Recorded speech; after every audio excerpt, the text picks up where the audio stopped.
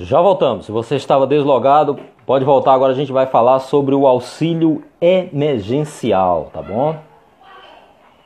Deixa eu fazer aqui os ajustes. Começando aqui. Prontinho. Você que está chegando agora, a gente terminou a primeira parte da nossa live sobre decretos estaduais. E agora a gente vai fazer a segunda parte, que é auxílio emergencial. Se você tiver alguma pergunta, liga pra gente. Manda aquela mensagenzinha aqui no rodapé. Tem uma caixinha com as perguntas. Você pode fazer a pergunta. O nosso estudante Nicolas Amaral de Direito já está voltando aqui para a gente continuar. Opa, ele está chegando. Chegamos aqui na segunda parte.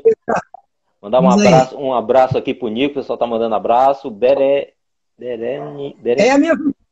Esse grande Berenice, né? Berenice. Então, isso. Nicolas, agora a gente vai começar a nossa segunda parte, que é sobre auxílio emergencial. Tá? Então, também está acompanhando a nossa live. Vamos lá. Auxílio emergencial, né? Pessoal, é o seguinte, quando a gente, eu acompanhei aí a tramitação dessa implementação pelo governo federal do auxílio emergencial, né? Muito foi tratado, alguns jornais que estabeleceram, né, como é que ia ser, como é que ia ser e como é que não iria. Então a gente tem que ver o seguinte, o projeto aí do auxílio emergencial, o projeto base desse auxílio, ele já vinha tramitando no Congresso Nacional desde 2017. Porque, a princípio, a previsão era que fosse uma alteração na Lei Orgânica da Assistência Social, que foi uma legislação criada lá atrás, que estabelece as hipóteses do benefício de prestação continuada, das hipóteses do famoso BPC-LOAS. Né? O que é o LOAS? O LOAS é, na realidade, uma lei, é a Lei Orgânica de Assistência Social. Então, muita gente dá entrada no INSS dizendo, eu estou aposentado, eu vou receber o meu benefício. Que benefício é esse? Aí o pessoal fica, está aposentado? Não, não está aposentado. Na realidade, o idoso ou o deficiente, ele recebe um benefício de prestação continuada. E esse benefício de prestação continuada foi regulamentado pela Lei 8.742 de 93, que é a lei que estabelece, né, as diretrizes gerais de organização da assistência social, tá? E nós vamos ver que o auxílio emergencial, ele foi previsto dentro dessa lei. Então, vamos analisar a letra da lei que foi sancionada recentemente, que alterou o artigo 20, lá da lei 8.742, tá? E nessa lei, no seu artigo 2º, é que traz a previsão das hipóteses do auxílio emergencial. Quem são quantas pessoas na residência podem gozar desse auxílio? Quem é que pode receber? Quantas pessoas da família podem receber esse auxílio?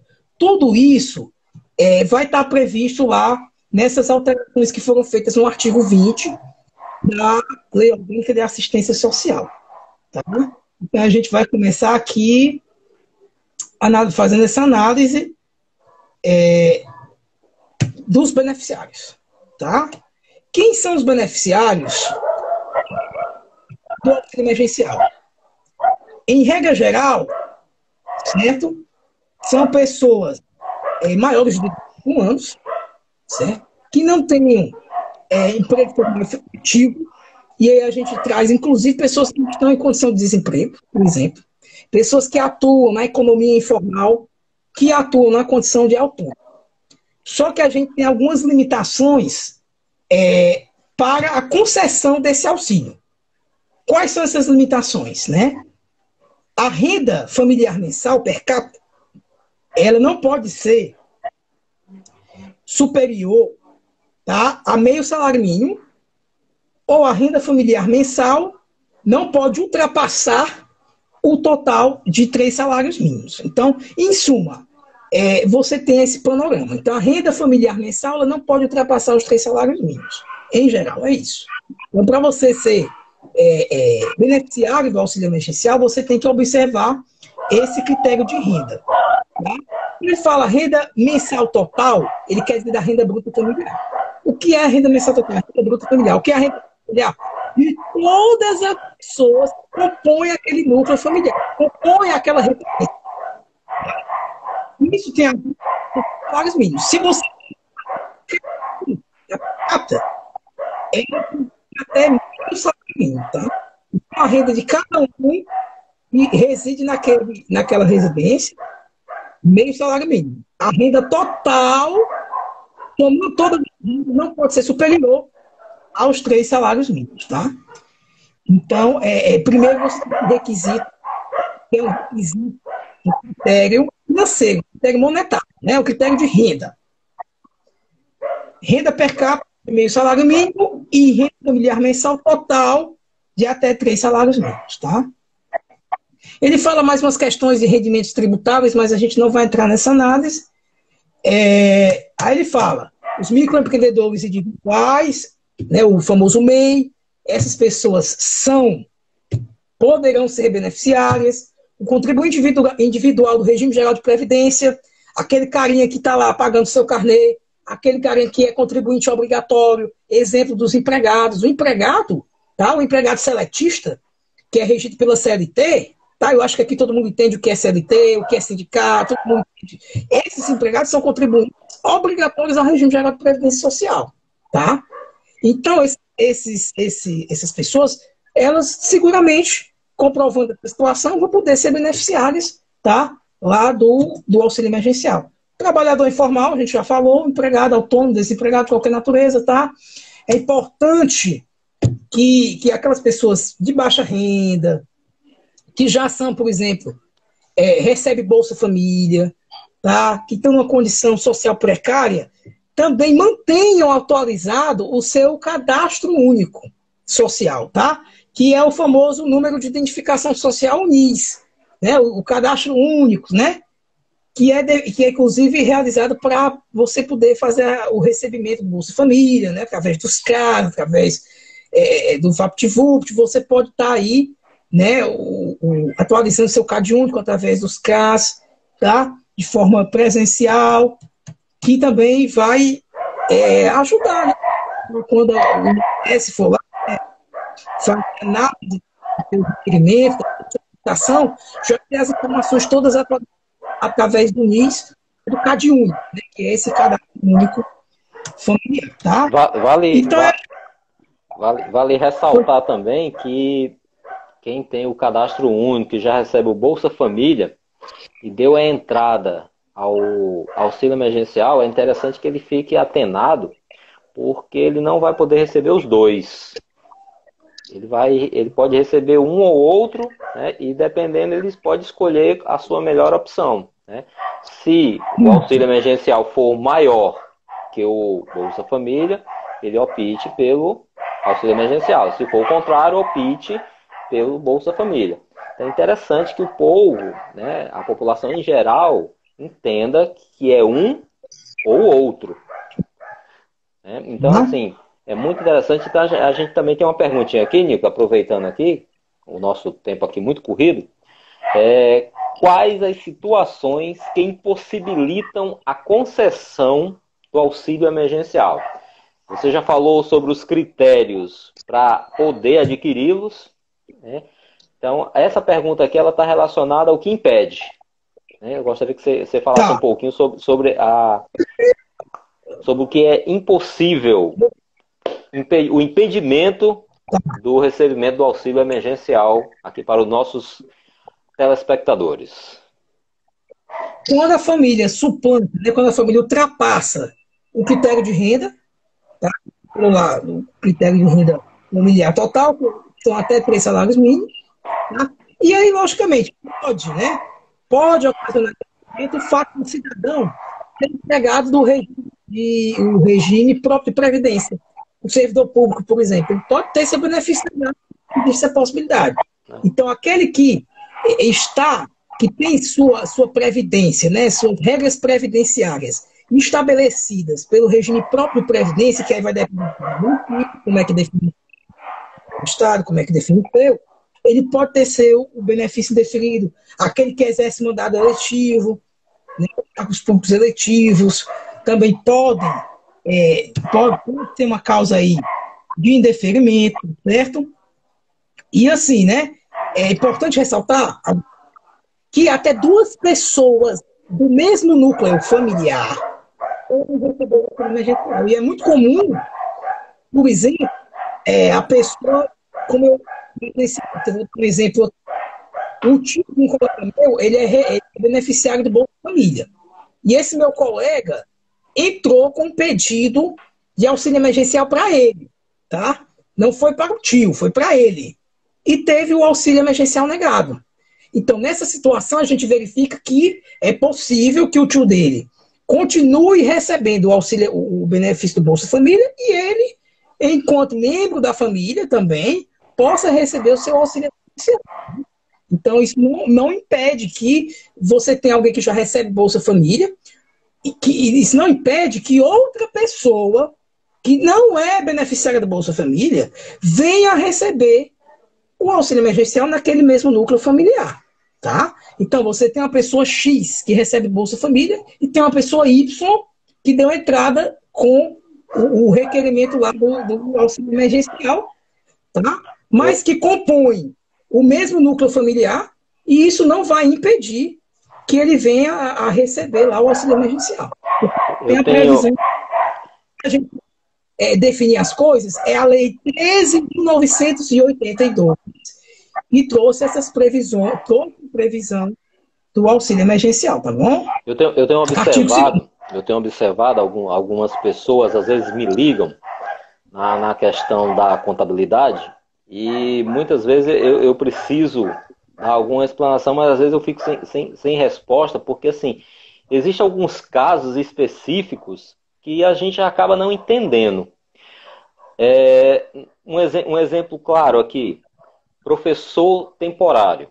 Em alguns municípios aqui do estado, a pessoa, o professor, ele está na condição de temporário, sem receber o seu salário, porque as aulas estão paradas, e não pode receber o auxílio emergencial, porque acaba sendo negado.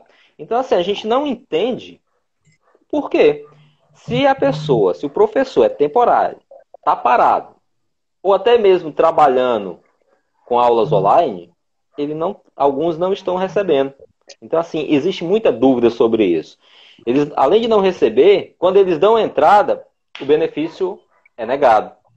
Então, assim, é muito complicado a gente procurar uma resposta, porque a gente não entende. E os órgãos competentes, se você entra em contato, o telefone não atende, quem te atende diz que é outro órgão, e aí você fica igual uma bola de ping-pong, sem saber a quem recorrer. Alguns casos o sindicato tem conseguido aí, como a Prefeitura de Fortaleza, que eu vi um comentário ontem, não sei se ainda é real, oficial, mas que alguns salários anteriores serão pagos, o que seria um ganho muito grande para esses professores que estão parados por... famosos retroativos, né? O retroativo, porque a pessoa também passou esse tempo todo sem receber e as contas chegando. E a pessoa não está parada porque quer. Inclusive, tem muitos trabalhando, dando aula online, mandando atividades para os alunos. Então, assim, acredito que os prefeitos busquem um bom senso e tentem atender a maior gama possível dessa classe tão maltratada, e que não é de hoje. Né? Sim, e sobre vários aspectos, né?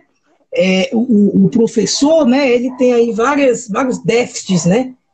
Não só nessa questão pontual que a gente está analisando hoje aqui, né? Mas existem outras questões, né?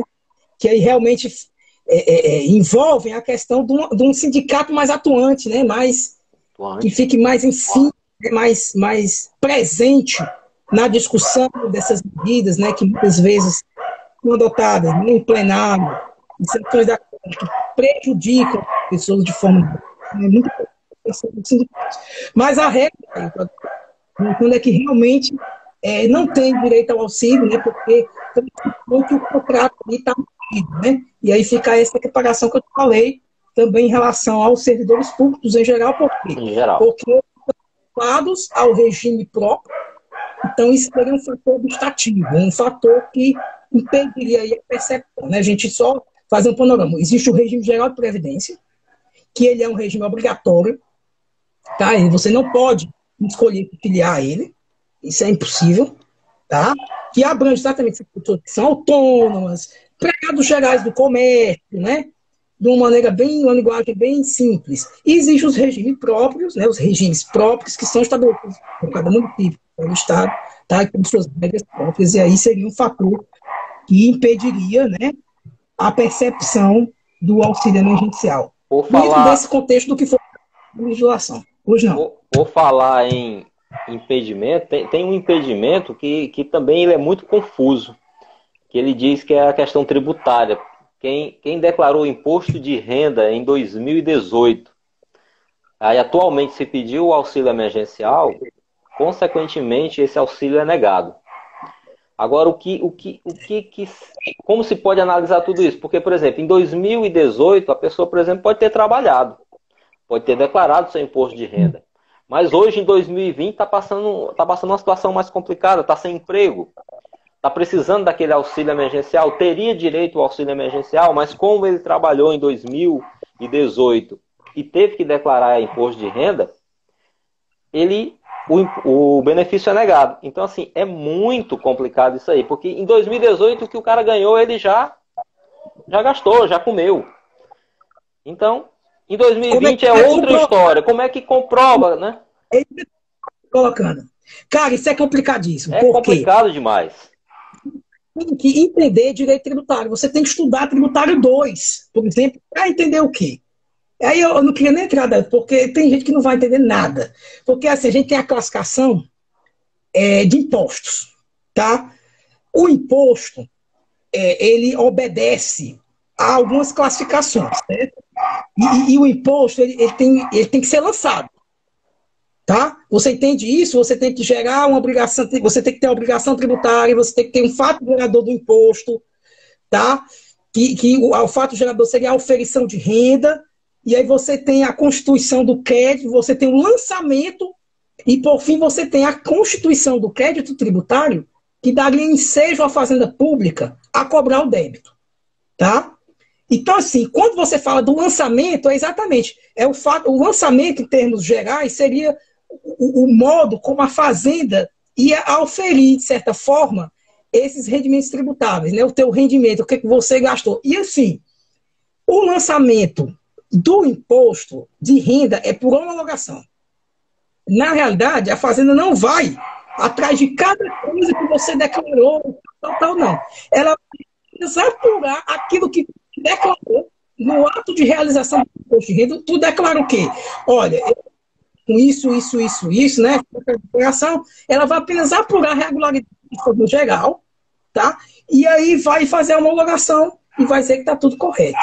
Tá? Então é por isso que fica até difícil, porque a fazenda não vai olhar, não vai investigar se você realmente, né, se você realmente teve gasto em determinado serviço, né? Não vai atrás de saber o que foi que você gastou minuciosamente, o que você não. Por quê? Porque ela declara verídico, faz apenas a apuração ali e faz por homologação. Agora então, você é isso, né?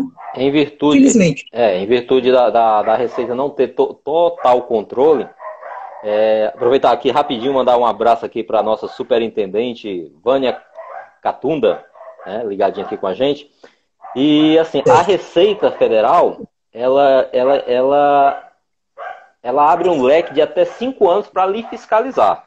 Então, assim, quando a sua declaração ela é processada, não quer dizer que você já está totalmente isento, que já deu tudo certo. Né? Então, assim, em algum momento desses 5 anos, ela pode lhe fiscalizar. Passou os 5 anos, prescreve.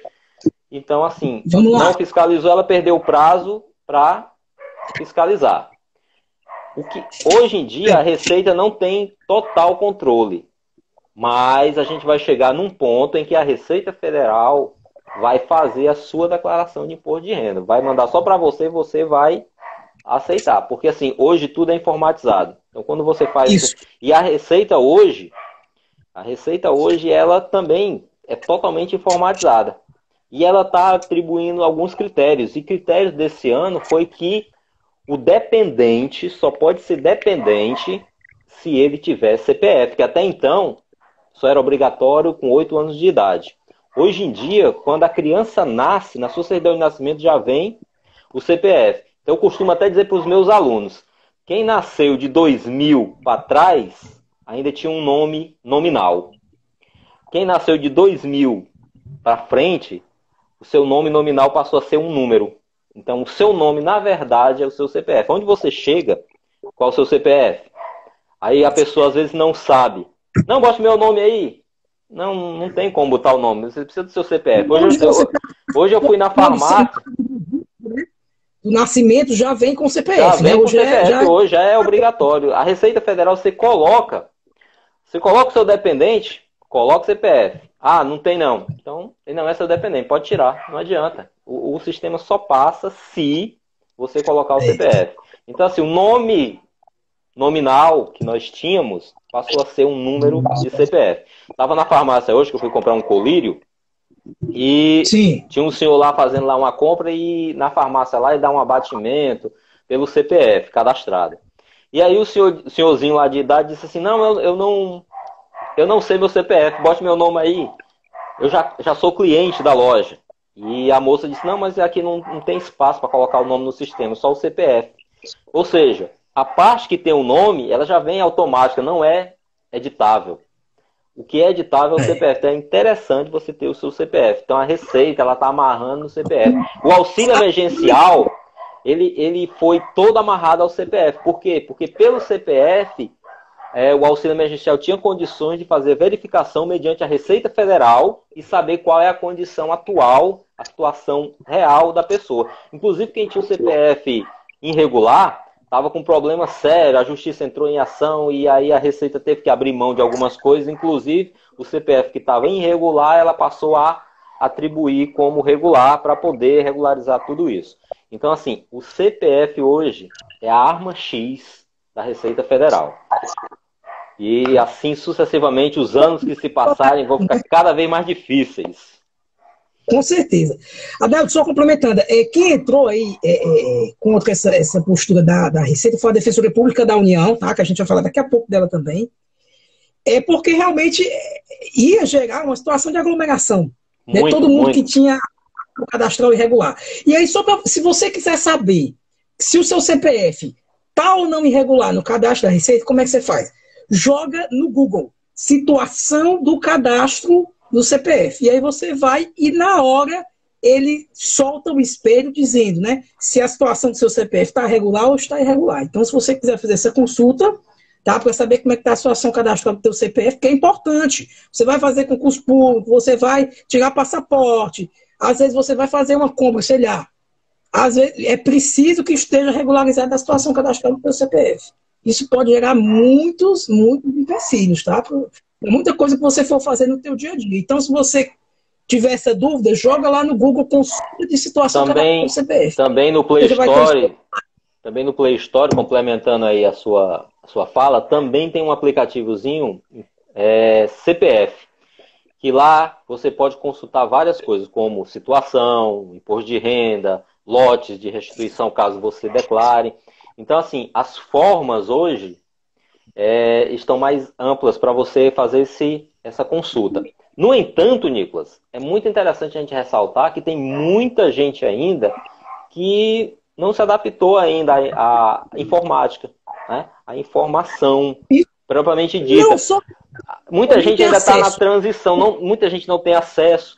O que a gente viu muito nos jornais, a questão de alguns senhores de idade estar lá na fila da Caixa Econômica, que não seria necessário, basta a pessoa fazer lá o seu cadastro, fazer lá no seu Caixa Tem e aguardar tudo na conta. Mas a pessoa não tinha conta, a Caixa precisou fazer uma conta digital, a pessoa muitas vezes estava com o CPF irregular, precisava ir na Receita, a Receita começou a abrir mão mediante essa ação aí que você daqui a pouco vai comentar. E assim, e muita gente não tem celular também. Mesmo na atual situação que nós vivemos, na realidade atual de hoje, tem gente que ainda não tem celular. Então, hoje em dia, se você não tem um celular, você não consegue caminhar. Mas tem gente ainda que está na informalidade da informática ainda. Então, assim, é muito interessante que o governo abra um leque para poder absorver essas pessoas, porque senão elas vão ficar de fora.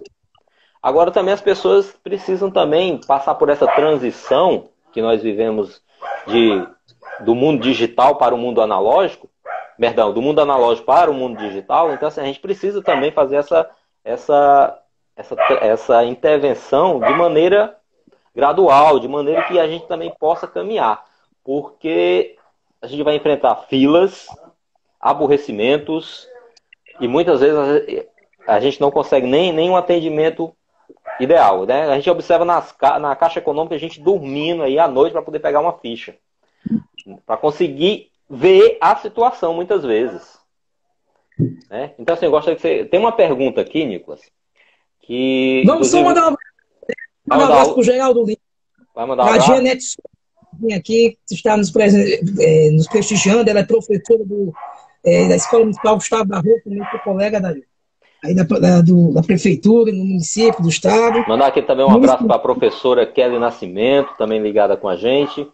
E tem mais alô aí para a galera? José Liz, estou vendo aqui que está ligado com a gente. Cristina, 16, também está ligada conosco. Um abração, obrigado aí. Então, um grande abraço para vocês que estão aqui. Esse aqui é o Tópico News. Hoje a gente falou na primeira parte sobre decretos estaduais. Estamos agora na segunda parte falando sobre auxílio emergencial. Para você que chegou agora, esse aqui é o nosso amigo estudante de Direito, Nicolas Amaral. E para vocês que estão acompanhando, vocês devem já observar que ele é um grande observador e conhecedor das leis. E eu... Tá, vamos aqui para a pergunta. Complementando a tua fala, Adailton, só para a gente complementar, né? Tem um parágrafo 2º aqui do artigo 1º, né? Que a gente está falando, do artigo 2º, que fala exatamente isso que você já disse, né? Nas situações em que for mais vantajoso o auxílio emergencial, substituirá temporariamente e de ofício o benefício do programa Bolsa Família, ainda que haja um único beneficiário no grupo familiar. O que quer dizer isso? Quando você der entrada lá, que forem analisados seus dados cadastrais, se observarem, né, que o auxílio emergencial pode ser mais vantajoso para você, automaticamente ele vai substituir, né, em desfavor do Bolsa Família, tá bom? E exatamente aquilo que você falou. Não é possível acumular, tá? Você tem que ver qual é o mais vantajoso, né? Nicolas, uma outra questão importante, só qual a possibilidade de você receber em dobro o valor do auxílio emergencial? Existe uma previsão do recebimento em dobro do auxílio emergencial. E olha como é que a lei classifica. Parágrafo 3º desse artigo 2º. A família provedora, a mulher provedora de família monoparental. O cidadão comum não vai entender. Família monoparental. Família monoparental, basicamente é dizer, a mulher é a chefe de família. Só ela que compõe o núcleo familiar, não é que só ela que compõe. Ela que administra o núcleo familiar, que toma as decisões do núcleo familiar dela. Então, vamos supor uma casa com 10 filhos e só tem a mãe. Não tem um pai. A chamada mãe solteira. É uma hipótese de família monoparental. E aí, essa mulher, ela tem direito à percepção em dobro do auxílio emergencial, certo? O valor, lembrando, né, o auxílio emergencial, o valor de R$600, ele vai ser liberado em 2 cotas de R$600, né? Então, essa também é uma previsão aí. Vamos lá. Perguntas? Nosso ouvinte aqui. Na hipótese de recusa desse auxílio, há como solucionar o problema no próprio aplicativo do Caixa Tem?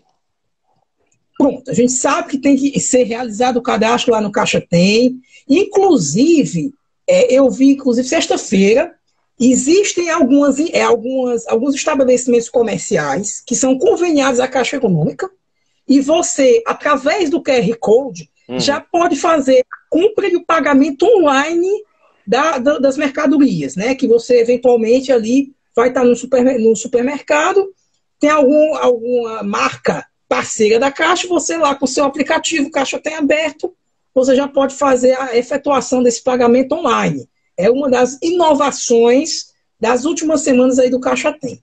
Mas vamos voltar aqui. Na hipótese de recusa deste auxílio, há como solucionar o problema pelo próprio aplicativo do Caixa Tem? Você quando entra no Caixa Tem, né, você geralmente vai ficar em análise de benefício. Verdade. Né? Então, análise de benefício. Então, essa análise ela é complexa. Assim, na verdade, o que se analisa é apenas a declaração das informações. Então, as declarações que são prestadas ali, elas são presumidas verdadeiras. Ninguém vai perder tempo analisando se realmente no teu núcleo familiar moram 4 pessoas, se realmente você altera aquele tipo de... Não.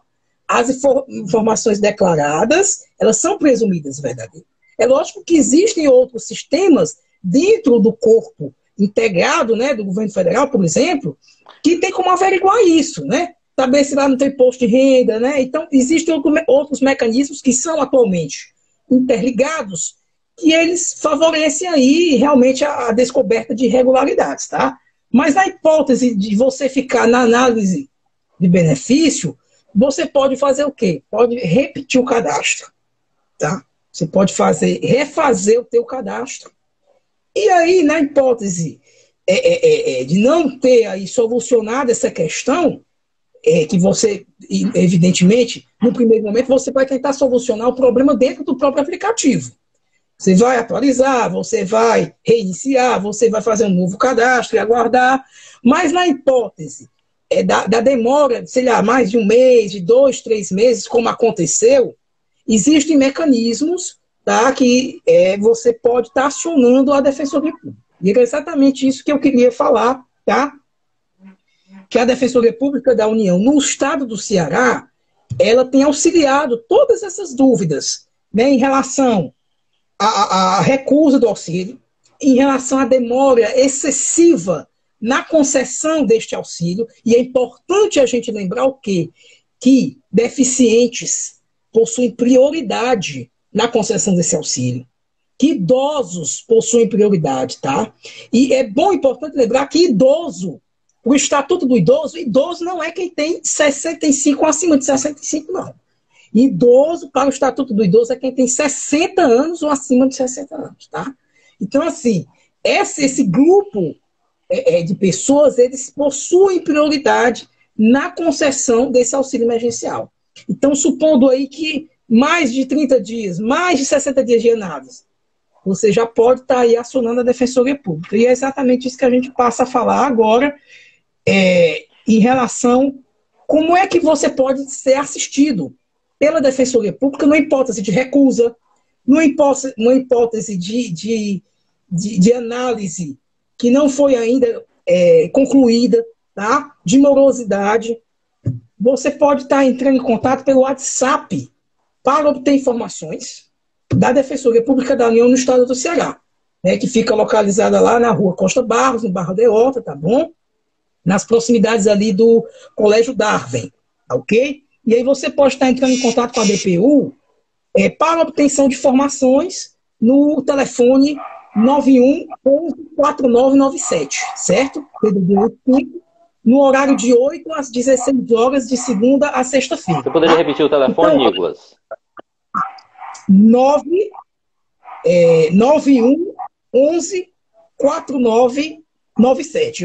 Eu já incluí o 9 na frente, tá bom? DDD 85, o horário é de 8 às 16. Então, se você tem dúvida se é beneficiário, tem dúvida porque está demorando muito, tem dúvida sobre os motivos do indeferimento, você pode estar obtendo orientações, informações, através do telefone 91 11 4997, de 8 às 16 horas, de segunda a sexta-feira, na Defensoria Pública da União. Nicolas, a gente tem observado uma questão muito interessante, porque esse cadastro ele tem que ser feito mediante as informações verdadeiras.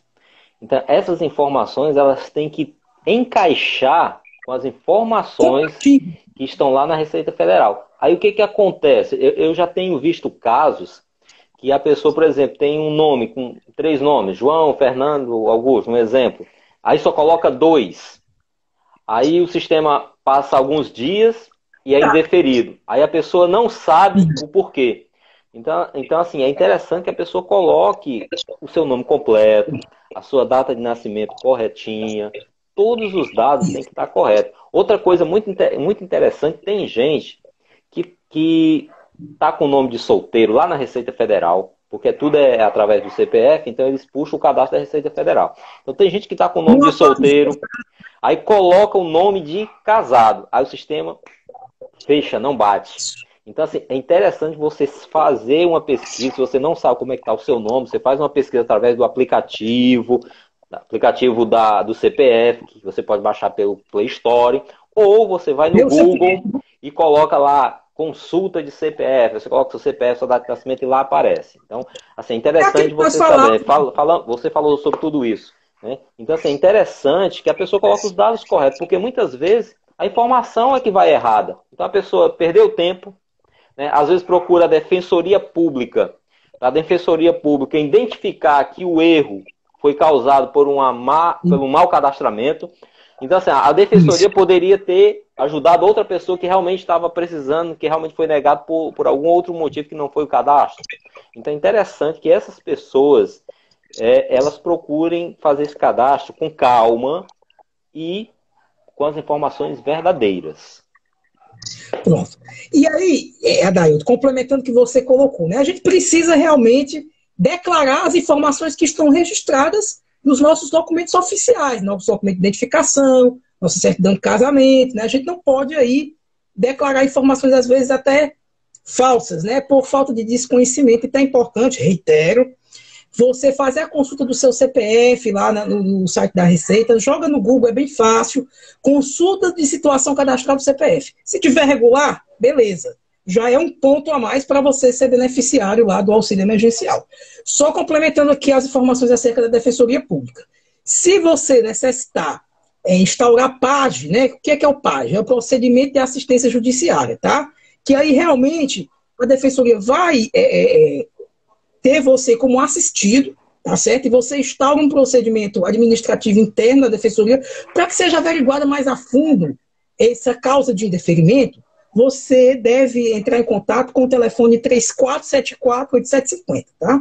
Você vai entrar em contato com a DPU, não por aquele telefone de WhatsApp, porque aquele de WhatsApp é só para obtenção de informações, eventuais dúvidas. Mas se você necessita realmente de assistência jurídica da Defensoria Pública da União, você vai entrar em contato no telefone 3474-8750, de segunda a sexta-feira, de 8 às 16 horas, tá bom? E aí, lembrando, né, que a renda bruta familiar, para assistência jurídica gratuita na DPU, que é a Defensoria Pública da União, ela compõe uma renda bruta de até R$ 2.000, tá? Então, só lembrando esse critério de renda para que você possa ser assistido lá pela Defensoria Pública, né? Então, é isso. Se subsistem dúvidas, né? Se você realmente não sabe como iniciar aí o teu requerimento do auxílio emergencial, se você tem dúvidas quanto às causas de indeferimento, ou você tem certeza que o indeferimento é injusto, é indevido, entre em contato com a DPU, porque a DPU, na condição de Defensoria Pública, é um órgão constitucionalmente legitimado para fazer, né, aí a assistência dessas pessoas que necessitam realmente, para a sua sobrevivência, o auxílio emergencial. Porque a gente também já tem visto hipóteses de fraude do auxílio emergencial, né? Que estão sendo averiguadas e constatadas aí. Nesses últimos dias a gente tem visualizado esse tipo de coisa. Então, acredito que é isso, né, Dailton? Nicolas, acredito que a gente conseguiu fechar aí essa gama de perguntas nessa segunda parte. A gente já se encontra com 40 minutos de live. Passou muito rápido. Algumas perguntas. Mandar aqui um abraço, aproveitando aqui para Ana Valéria, ela que é professora da escola Kaique Maria Alves Carioca. Mandar um abraço para minha colega de curso, Janaína Rodrigues, também que está nos assistindo aqui, tá bom? Um grande abraço. Então, assim, gostaria muito de lhe agradecer pela participação hoje no Tópico News sobre esse assunto tão tão aceito hoje pela sociedade, tão preciso pela sociedade hoje, para muita gente, né? Muitas dúvidas, apesar da gente já estar há mais de 80 dias nessa situação, mas ainda existem muitas dúvidas, muita gente leiga ainda. Acredito que você, com a sua explanação, com esse panorama geral sobre o assunto que a gente abordou aqui, tenha tirado muitas dúvidas das pessoas que estavam com elas. Então, assim, agradecer aqui de coração e a gente pode marcar um outro momento com um novo assunto, tá? Então, eu entro em contato com você para a gente ver outro assunto aí. E na próxima semana, quem sabe aí, dependendo da sua agenda aí, a gente dá prosseguimento a mais um assunto importantíssimo para a sociedade, que a gente possa ajudar e cooperar com essas pessoas que faltam esse entendimento jurídico. Se tiver alguma dúvida, manda para você, se a gente não souber na hora. Mas a gente anota a pergunta e dá um retorno, né? Ele está aqui para poder, né? E eu reitero, né, Adailton? Se caso eu tenha falado algum termo jurídico inadequado, podem acessar aqui as minhas redes sociais e dizer, Nicolas, ó, sei que você falou estava errado, o termo não é esse, a análise não é bem essa, certo? É importante esse momento porque a gente está aqui debatendo. Então, pode acontecer que alguém discorde de mim, né? Verdade. E isso é importante para o crescimento pessoal e intelectual nosso. Então, eu acho importante essa participação também, que vem aí dos nossos ouvintes nessa tarde, tá certo? Eu espero realmente ter feito entender, né, sobre esses temas que são complexos. Vocês viram, né, daí eu trouxe uma questão de rendimentos tributáveis, que você tinha que entender que o imposto de renda ele é lançado por homologação, que a Fazenda Pública só faz apuração do que você declara, né? Então, é meio complicado realmente para o cidadão entender os mecanismos jurídicos, né? Demandaria que realmente nós tivéssemos aqui um curso de graduação para explicar, né? Mas como não temos, vamos fazer a análise mais literal aí da Constituição, mas volto a reiterar aquilo que eu coloquei no início da nossa live. O que é mais caro, o que é mais importante e carece de proteção atualmente, né? A preservação da vida ou o direito de ir e vir? Nós vimos no início da live que pela Constituição, pela análise literal da Constituição Federal e pela análise literal do Código Penal, à luz do princípio da legalidade penal, né, que define que não há crime sem lei anterior que o defina, e não apenas sem prévia combinação legal, não é possível aí você definir hipóteses de crime por decreto. Mas, no caso concreto, quando você tem a preservação da vida e a liberdade de ir e vir, o que é que deve ser sopesado? O que é que deve ser, né, considerado aí nesse momento da Covid? Então, fica esse questionamento para os amigos, porque a gente não está aqui apenas para dar respostas, mas trazer, sobretudo, uma reflexão para vocês, né? Qual é a reflexão que deve ficar desta tarde? Então é isso que a gente quer levar a vocês, tá? Que vocês possam ter essa reflexão à luz do bom senso, né? E dessa breve análise, né, que nós fizemos aqui sobre esse tema do decreto. E sobre o auxílio emergencial, todas as particularidades aí da Lei Orgânica de Assistência Social, né, 8.742 de 93, que trouxe essa previsão do auxílio, quem são os seus beneficiários, hipóteses aí de indeferimento, quais são os órgãos públicos competentes para fazer assistência daqueles requerentes, né, que tiveram seu auxílio negado, tá? E agradeço a oportunidade do Adailton ter compartilhado esse momento aqui, espero realmente ter contribuído. E eu tenho certeza que vocês também trouxeram esse contributo a mais aqui, nesta tarde de sábado. Tá, okay? Então, a todos vocês, muita saúde, muita paz, e a gente vai voltar com outros temas. Inclusive, Nicolas Amaral já se encontra convidado em outro momento para a gente se encontrar. Eu estou vendo aqui a possibilidade da gente falar com uma psicóloga. Durante a semana a gente dá notícias. Se a gente conseguir a agenda dela, a gente vai tratar sobre um assunto importantíssimo também dentro do isolamento social. Então aguardem nas nossas redes sociais a informação da nossa próxima live. E o Nicolas já se encontra convidado, tá bom, Nicolas?